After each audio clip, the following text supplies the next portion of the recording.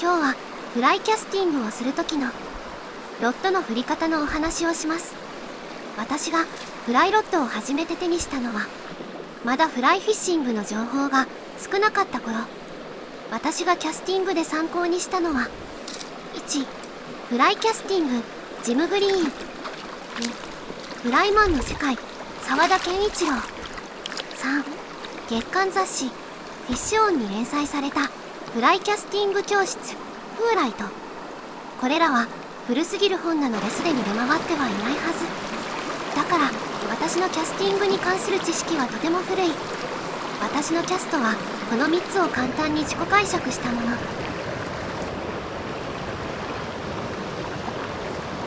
ダブルフォールなどの他のテクニックはここでは全部省略するよ。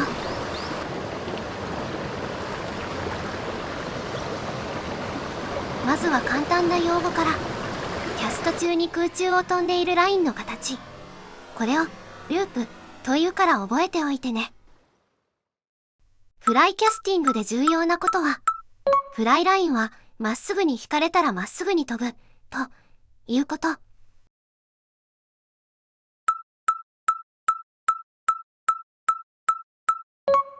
こんな風にね。仮にフライロッドの先端がラインを丸い形に引っ張れば、丸っこいループが広がるよ。ラインを目標に向けてまっすぐ飛ばすためには、まっすぐに引っ張る必要がある。でも、人間が腕を振るとき、その手の動きは円の形に近い動きをする。それなのに、フライキャスティングでは、ラインはまっすぐに飛んでいく。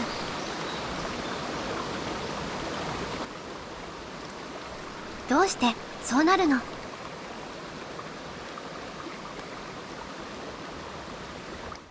その理由は、ロッドが曲がってくれるから。ロッドが曲がってくれるおかげで、その先端は直線に近い動きができる。ただし、その曲がりの分を超えて、あなたがもっと大きくロッドを振り回すと、ロッドの先端の動きは円の形になってしまい、ラインはまっすぐに飛ばなくなる。あなたのラインがこうなっていたら、ロッドを振る角度をもっと狭くするの。そうしてラインがまっすぐ飛ぶように、振り幅を自分で調節すればいい。ちょうど良い振り幅にすると、ラインは綺麗なループになり、まっすぐ飛んでいくよ。でもこの時、こんな別のトラブルが現れるかもしれない。これはテーリングというトラブルで、ロッド先端の動きが扇形の円とは逆の状態で、一度下側にへっこむような動きをしている。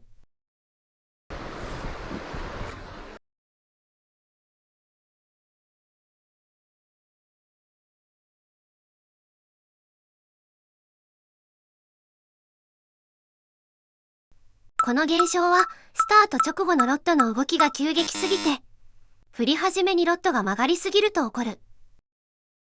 これを直すには、ロッドを滑らかに加速すればよい。と、言われている。滑らかに加速すれば、ロッドが振り始めで大きく曲がることはない。最初にゆっくりと曲げ始め、後半で大きく曲げるようなイメージね。そうするとロッド先端がより直線的に動き、ラインをまっすぐに引っ張ってくれる。これが普通に言われているやり方。でも実は、もっと効率的な振り方が他にあるんです。今お話しした、ロッドを滑らかに加速する方法だと。この通り、加速がゆっくりだから、ロッドを曲げるのに時間がかかり、腕の振り幅も大きくなってしまうの。そこで、腕の動きを少し変えてみるよ。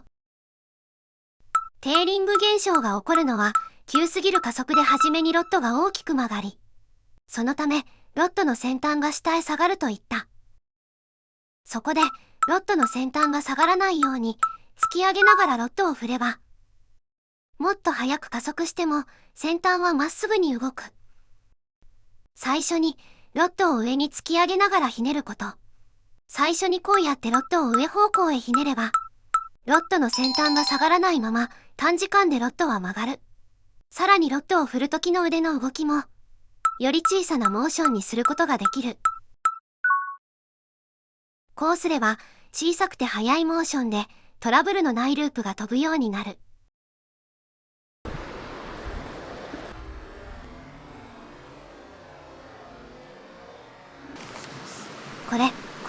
この感じ。私はこのループを眺めているだけで、ご飯を3杯は十分にいけてしまいますわ。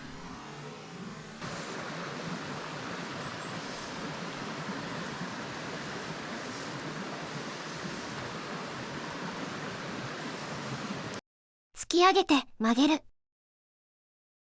突き上げて曲げる。突き上げて曲げる。こんな感じね。